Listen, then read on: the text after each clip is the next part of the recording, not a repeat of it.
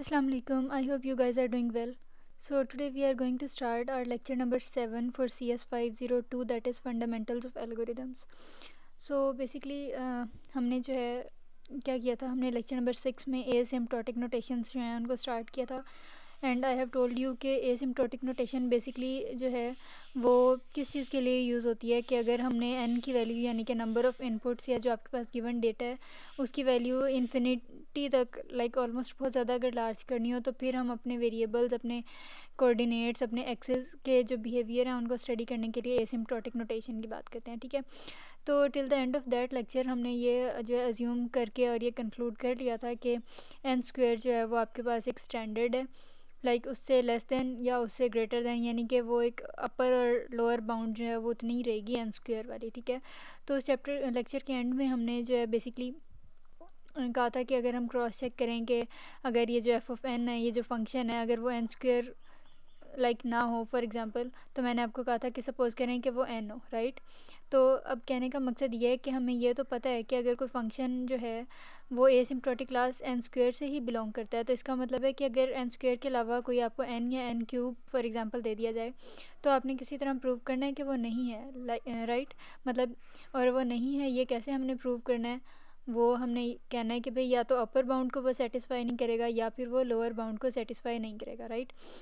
तो हमने ओवरऑल एक देख लिया था कि लोअर बाउंड जो है वो तो सेटिस्फाई हो जाती है. क्यों? क्योंकि आपके पास फंक्शन क्या था, f of n 8n square plus 2n minus 3, ये जो है वो आपके पास था फंक्शन. ठीक है, तो मैंने आपको बताया था कि भाई अगर n को आप स्टडी कर रहे हैं तो ये n तक तो एटलीस्ट जाएगा ही, क्योंकि ये मैक्सिमम क्वाड्रेटिक इक्वेशन है, यानी n स्क्वायर तक तो पहुंचेगा तो n भी कवर हो जाएगा उसमें. तो लोअर बाउंड से सेटिस्फाई हो रही है.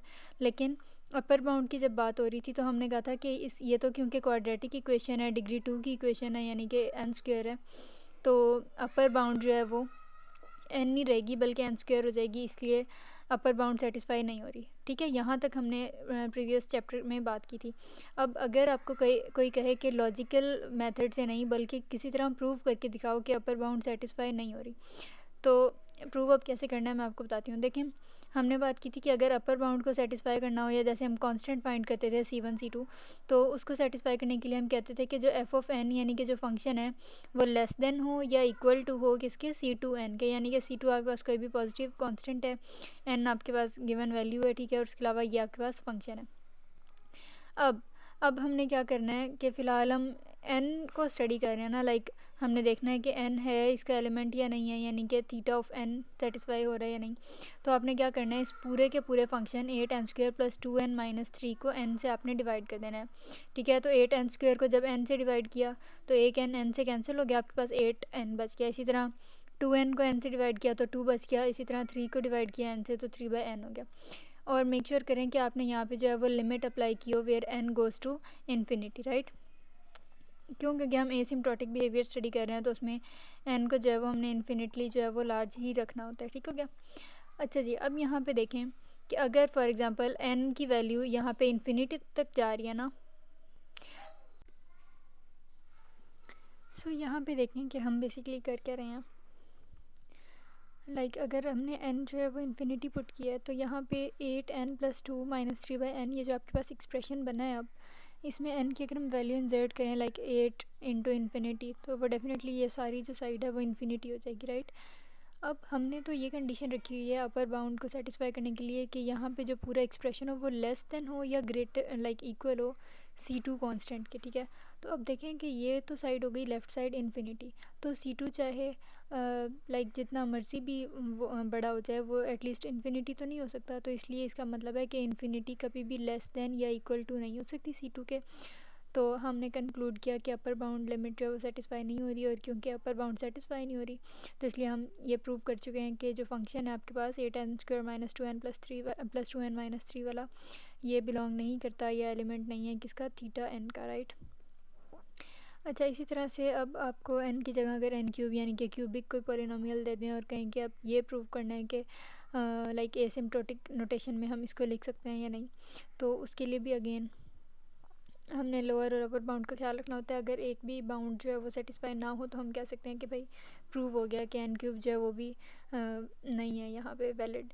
ठीक है। तो अब यहाँ पे देखें, जैसे लाइक n के लिए हमने अपर बाउंड को शो करवाया था, प्रूव किया था कि वो सेटिस्फाई नहीं हो रही अपर बाउंड लिमिट। इसी तरह से हम n क्यूब यानी कि क्यूबिक पॉलिनोमियल के केस में हम लोअर बाउंड को स्टडी करेंगे और हम प्रूव करेंगे कि लोअर बाउंड जो है वायलेट हो रही है या नहीं हो सकती, राइट। अब अगर इसको मैथमेटिकली हम प्रूव करना चाहें तो अगेन लिमिट आपने अप्लाई करनी है where n will go to infinity. अब आपके पास n नहीं है बल्कि n क्यूब है, तो जो आपके पास पूरा एक्सप्रेशन था 8n² + 2n-3, उसको अगेन आपने क्या करना है, डिवाइड कर देना है n क्यूब से, ठीक है। तो देखें 8n² जब n क्यूब से डिवाइड हुआ तो 8/n बच गया। इसी तरह 2n/n³ जब किया तो 2/n² बच गया। इसी तरह जब -3 को n क्यूब से डिवाइड किया तो 3/n³ हो गया, राइट। अच्छा, अपर और लोअर बाउंड में ऐसा ये डिफरेंस होता है, जैसे हमने अपर और लोअर बाउंड के कॉन्स्टेंट्स भी जब फाइंड किए थे तो हमने देखा था कि जब हमने अपर बाउंड के लिए जो कंडीशन रखी थी वो हमने कहा था कि जो फंक्शन है यानी कि f(n) वो लेस देन या इक्वल टू होगा उस कांस्टेंट के, ठीक है। और जब लोअर बाउंड की बात हो रही है तो वो ग्रेटर देन या इक्वल टू, यानी कि इससे जो है वो कम नहीं हो सकता और इससे ज़्यादा, ठीक है। तो I hope you remember the concept from the previous lecture. अच्छा, अब यहाँ पे देखें कि जो आपके पास n की वैल्यू है लिमिट अप्लाई करके वो इन्फिनिटी तक अप्रोच कर रही है। अब यहाँ पे आपके पास है 8/n, फिर 2/n², फिर 3/n³। तो कहने का मकसद है कि जैसे जैसे ये नीचे एक्सपोनेंशियल की पावर ज़्यादा होगी तो ये ओवरऑल वैल्यू छोटी होती जाएगी ना, और अ टाइम विल कम के ये जो पूरी वैल्यू है वो ज़ीरो को अप्रोच कर जाएगी, ठीक है। तो अब क्या होगा कि हमने तो कहा था कि भाई यहाँ पे जो वैल्यू हो यानी कि आपकी लेफ़्ट हैंड साइड पे वो ग्रेटर देन हो या इक्वल टू हो c1 के। तो अगर ये ज़ीरो पे पहुँच जाती है तो हम ये भी नहीं कह सकते कि भाई इक्वल टू हो गई c1 के, कि भाई c1 भी ज़ीरो और लेफ़्ट हैंड साइड भी ज़ीरो। क्यों? क्योंकि हमने हाइपोथेसिस जो हाइपोथेसाइज़ किया था प्रीवियस चैप्टर में कि c1 और c2 आपके पास दो पॉजिटिव कॉन्स्टेंट्स हैं, ठीक है। तो इसका मतलब है कि इसकी कोई न्यूमेरिक वैल्यू होगी अदर देन ज़ीरो। तो अगेन प्रूव हो गया कि लोअर बाउंड लिमिट ये जो सारी की सारी थी ये जो आपके पास वो सेटिस्फाई नहीं हो रही, ठीक है। और क्योंकि ये सेटिस्फाई नहीं हो रही तो हमें पता चल गया कि f(n) जो है that is also not an element of θn³, right. अब देखें, अब बेसिकली क्या है, एसिम्प्टोटिक नोटेशंस को डिस्कस करने के लिए, डिफ़ाइन करने के लिए हम जो है वो तीन तरह की नोटेशंस यूज़ करते हैं। एक थीटा नोटेशन, एक बिग ओ नोटेशन जिसे सिंपल ओ नोटेशन भी कहते हैं, और इसी तरह से एक omega notation, right. The basic difference between all of these three notations is that कि जब भी हम थीटा नोटेशन की बात करेंगे तो उसमें हम अपर बाउंड को भी स्टडी करेंगे, लाइक हम उसका भी ख्याल रखेंगे, और इसी तरह से लोअर और अपर दोनों बाउंड्स को जो है हमने माइंड में रखना है और उनको साथ लेके चलना है। लेकिन जब सिर्फ जो है हम अपर बाउंड की बात करें, अपर लिमिट की बात करें, तो बिग ओ नोटेशन जो है वो यूज़ होती है, राइट। और इसी तरह जब लोअर बाउंड की बात होगी, लोअर एसिम्प्टोटिक बाउंड की बात करेंगे तो ओमेगा नोटेशन। ये हम यहाँ से भी माइंड में रख सकते हैं। जैसे आपके पास for example big O notation, ये अक्सर आपने कहीं प्रीवियस किसी सब्जेक्ट में, किसी चैप्टर में अगर देखा हो कि जैसे कॉम्प्लेक्सिटीज़ हम फाइंड करते हैं, तो बेसिकली हम यही कॉम्प्लेक्सिटी फाइंड कर रहे होते हैं कि वर्स्ट टाइम यानी कि सबसे ज़्यादा मैक्सिमम टाइम कब लगेगा।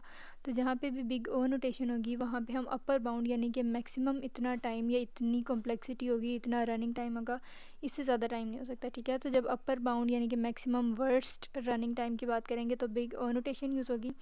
इसी तरह से लोअर बाउंड की या बेस्ट टाइम जब हम स्टडी करेंगे, रनिंग टाइम एनालाइज करेंगे, एनालिसिस उसका करेंगे, तो तब जो ओमेगा नोटेशन यूज़ होगी, right. So that was the basic difference between all these three notations. अब हम बेसिकली देखते हैं कि अगर हम इसकी फॉर्मल डेफिनेशन की बात करें तो यहाँ पे देखें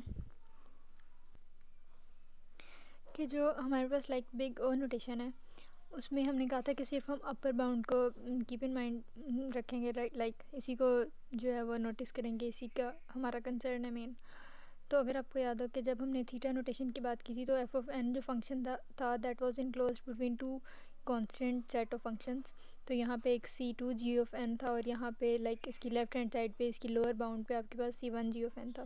तो फिलहाल क्योंकि हम बिग ओ नोटेशन को देख रहे हैं जिसमें हमने सिर्फ अपर बाउंड को देखना होता है, तो एक साइड पे आपके पास ज़ीरो चला गया और दूसरी साइड पे f(n) की यानी कि जो अपर बाउंड है वो c g(n) बच गया। इसी तरह से अगर हम ओमेगा नोटेशन की बात करें तो ओमेगा नोटेशन की बेसिक डेफिनेशन में क्या होता है कि अगेन दो ही पॉजिटिव कॉन्स्टेंट्स हैं c और n naught, like big O notation. लेकिन यहाँ पे देखें कि ये जो आपका कांस्टेंट और सेट ऑफ फंक्शंस है सी जी ऑफ एन, वो इस साइड पे लाइक लेफ्ट हैंड साइड पे चला गया, और ये जो फंक्शन है वो वैसे का वैसे है, ठीक है। तो ये लोअर बाउंड हो गई आपके पास और सिंपल फंक्शन हो गया। तो इसमें अपर बाउंड नहीं है और उसमें लोअर बाउंड नहीं है। क्यों? क्योंकि उसमें कोई कंसर्न ही नहीं है उसका। अगर in case you do have the notation in which you will use both the upper and lower bounds, it means you will be dealing with theta notation, right.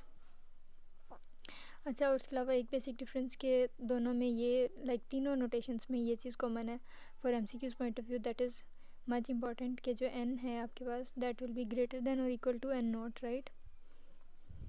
अच्छा, यही तीनों नोटेशंस को अगेन थोड़ा summarise करके लिखा हुआ है। अच्छा, अब उसके बाद देखें लिमिट रूल की अगर हम बात करें, तो लिमिट रूल बेसिकली क्या है कि कह लें कि एसिम्प्टोटिक बिहेवियर को हमारी जो नोटेशंस हैं तीनों एसिम्प्टोटिक नोटेशंस, उनको लाइक शो करने के लिए, उनको डिमॉन्स्ट्रेट करने के लिए एक अल्टरनेटिव मेथड है क्या, लिमिट रूल। लिमिट रूल में हम सिंपल क्या करेंगे कि आपने जो है वो एक लिमिट वाला कह लें कि एक्सप्रेशन जो है वो शो करना है, ठीक है। और उसमें बताना है कि अगर ये लिमिट अप्लाई हो जाए तो थीटा नोटेशन में वो किसके इक्वल होगी। इसी तरह से आपके पास जो है बिग ओ नोटेशन उसमें किसके इक्वल होगी, और at the very and omega notation किसके इक्वल होगी। तो यहाँ पे देखें लाइक आपके पास यहाँ पे बात हो रही है थीटा नोटेशन की। तो देखें सब में लिमिट्स तो सेम अप्लाई हो रही हैं, और एफ ऑफ एन और जी ऑफ एन ये दोनों सब भी सेम फंक्शंस हैं, ठीक है। ये एफ ऑफ एन वो है जिसकी एनालिसिस हमने करनी है, और जी ऑफ एन जो है बेसिकली सेट ऑफ फंक्शंस है, if you do remember from the previous topics. तो यहाँ पे देखें कि ये जो है कांस्टेंट सी के बराबर है। अब कांस्टेंट सी की यहाँ पे कंडीशन आ गई कि अगर तो ये जो कांस्टेंट है वो ग्रेटर दैन ज़ीरो हो, यानी कि पॉजिटिव भी हो लेकिन इन्फिनिटी भी ना हो, मतलब पॉजिटिव हो कोई बड़ा नंबर हो ज़ीरो से लेकिन इन्फिनिटी भी ना हो, तो हम कहेंगे कि थीटा नोटेशन का लिमिट रूल है, ठीक है। इसी तरह अगर सी आपके पास ग्रेटर दैन ज़ीरो तो हो लेकिन मे बी ज़ीरो भी हो, लाइक कि ज़ीरो से बड़ा भी हो सकता है लेकिन ज़ीरो भी हो सकता है, तो फिर यहाँ पे आपके पास जो है वो ये आ जाएगा आपके पास बिग ओ नोटेशन, राइट। और इसी तरह अगर हम कहेंगे किसी हाल में आपके पास ये जो लिमिट का पूरा एक्सप्रेशन है, लिमिट रूल को जो हमने यहाँ पे इवेलुएट किया, वो किसी भी सूरत में आपके पास ज़ीरो के इक्वल नहीं होना चाहिए, ठीक है। तो या तो वो कोई पॉजिटिव कांस्टेंट होगा या फिर वो इन्फिनिटी भी हो सकती है। बस कहने का मकसद है कि वो ज़ीरो नहीं होनी चाहिए। तो फिर जो है वो आपके पास ओमेगा नोटेशन होती है, राइट। तो ये तो था लिमिट रूल। अब यहाँ पे कुछ कॉमन एसिम्प्टोटिक रनिंग टाइम्स की हम बात करते हैं।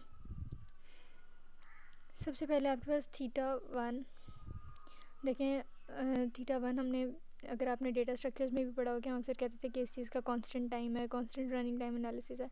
तो अगर हर केस में ही आपके पास रनिंग टाइम वन आ जाए that will be the bestest case, लेकिन ऐसा हर केस में जो है वो हर बार नहीं हो सकता, राइट। नेक्स्ट आपके पास आ गया theta log n. Theta log n में जैसे जो बाइनरी सर्च ट्रीज थे जिनको हम बी एस ट्रीज कह रहे थे, तो कोई सॉर्टेड एरे भी अगर उसमें होता तो हम बाइनरी सर्च के ज़रिए से जो है उसमें एलिमेंट्स को इंसर्ट करते थे। इसी तरह से सर्च मेथड अगर हमने अप्लाई करना होता था तो log n number of searches लगती थी, if you do remember from data structures. तो थीटा लॉग एन वो है। अब थीटा एन बेसिकली क्या है, about the fastest that an algorithm can run, कि अगर आपके इनपुट में आपका जो डेटा साइज़ है वो एन है, तो जाहिर सी बात है कि कोई नंबर ढूंढना है तो उसको एटलीस्ट एन टाइम तक तो रन करना पड़ेगा ना। तो उस केस में उसका रनिंग टाइम जो है वो थीटा ऑफ एन हो जाएगा। नेक्स्ट आपके पास है theta n log n. So brute force के बाद हमने जो next plane sweep algorithm study किया था उसका भी running time n log n था, ठीक है। सॉर्टिंग के लिए लॉग एन लगता है और फिर प्रीवियस लाइक आपके पास सर्चेज के लिए एन लगता है, तो टोटल मिला के एन लॉग एन हो जाता है, राइट। और ये बेस्ट सॉर्टिंग एल्गोरिदम्स का जो है वो running time n log n होता है। इसी तरह से अगर हम पॉलिनोमियल टाइम की बात करें, लाइक क्वाड्रेटिक या क्यूबिक कोई एक्सप्रेशन है आपके पास, तो उसके लिए हम कहते हैं कि ये रनिंग टाइम्स सिर्फ तब एक्सेप्टेबल होते हैं जब आपके पास ये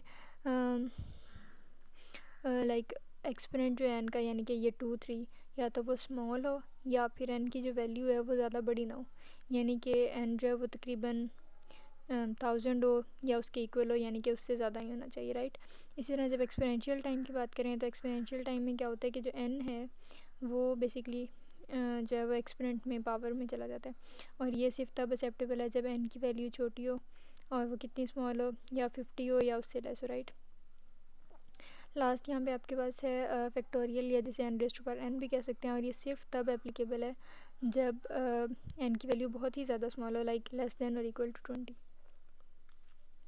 राइट।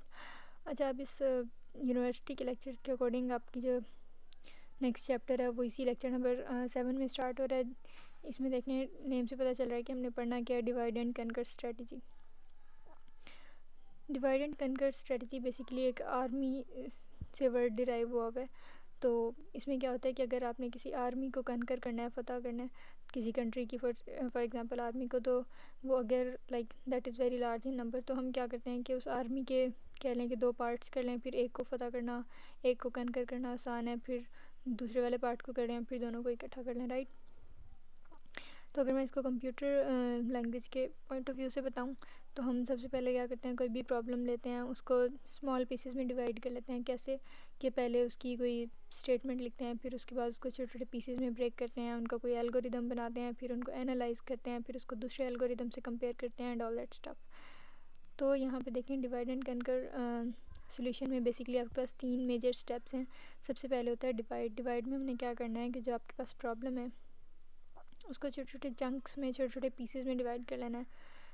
कनकर, अब कनकर में क्या होता है कि लाइक आपके पास जितने भी चंक्स या पीसेस में हमने डिवाइड किया, उस हर प्रॉब्लम को, उस हर डिवीजन को, हर पीस को, हर चंक को अलग अलग से जो है वो सॉल्व करना है, ठीक है। और कनकर उसको कैसे करना है, रिकर्सिवली। अब हम इसकी एग्जांपल देखेंगे तो आपको मैं बताऊंगी कि रिकर्सिवली का यहाँ पे क्या मतलब है। और इसी तरह से कंबाइन में हम क्या करते हैं कि combine the pieces together into a global solution, कि जो भी आपकी प्रॉब्लम थी जिसको आपने प्रीवियसली जो है वो डिवाइड किया था इनटू नंबर ऑफ पीसेस, तो अब हर पीस का क्योंकि आपके पास सोल्यूशन आ चुका है तो उन सब सोल्यूशंस को कंबाइन करते हैं, right. So that was divide and conquer strategy. Next आपके पास आ जाता है मर्ज सॉर्ट। अब मर्ज सॉर्ट बेसिकली क्या करता है कि बहुत सारी कंप्यूटेशनल प्रॉब्लम्स में हम डिवाइड एंड कनकर स्ट्रेटजी को यूज़ करते हैं। अगर मर्ज सॉर्ट की बात की जाए तो let me give you an example कि अगर फॉर एग्जांपल आपके पास कोई एरे है और एरे में क्या है कि लाइक जितने भी आपके पास डेटा एलिमेंट्स हैं, या कह लें कि जितने भी नंबर्स हैं, फॉर सपोज़ कि वो ना तो असेंडिंग ऑर्डर में अरेंज्ड हैं ना डिसेंडिंग ऑर्डर में। तो अब अगर हमने कोई स्पेसिफिक नंबर फाइंड आउट करना है, या कह लें कि उस एरे को सॉर्ट करना है, तो मर्ज सॉर्ट के ज़रिए से हम कैसे करेंगे। इसमें बेसिकली वही 3 पुराने स्टेप्स जो हमने डिवाइड एंड, तो देखें यहाँ पे आपके पास पहला स्टेप है डिवाइड, यानी कि आपके पास जो भी एरे होगा फॉर एग्जांपल उसको 2 सबसीक्वेंसेस में डिवाइड कर लें, 2 पार्ट्स में डिवाइड कर लें। तो फॉर एग्जांपल जो एरे आपके पास अगर उसमें n नंबर ऑफ़ एलिमेंट्स हैं, समझ लें 10 है, तो उनको 2 पे डिवाइड किया तो एक एक पार्ट में 5-5 एलिमेंट्स चले जाएंगे, ठीक है। फिर उसके बाद नेक्स्ट आपने क्या करना है कि वो जो 2 सबसीक्वेंसेस या 2 पार्ट्स आपने बनाए थे उनको कनकर करना है, यानी कि एक एक करके उनको डिवाइड कर लेना है और आखिर में उन सबको कंबाइन कर देना है, राइट। सो इसको डिटेल में हम नेक्स्ट चैप्टर में स्टडी करेंगे। If you are new to the channel then don't forget to subscribe and hit the bell icon as well. Till then खुदा हाफिज़।